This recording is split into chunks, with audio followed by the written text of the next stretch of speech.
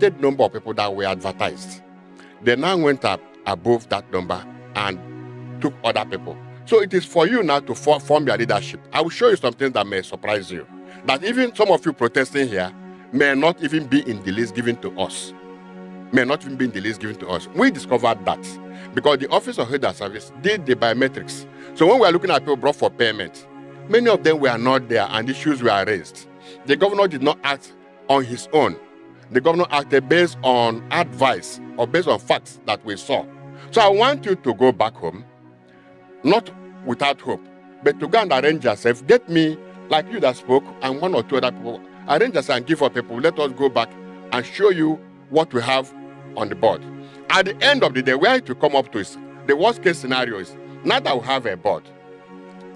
I don't know what their approvals, I don't know what their prayers will be, but I know that they need lecturers and they need workers in Ajuru.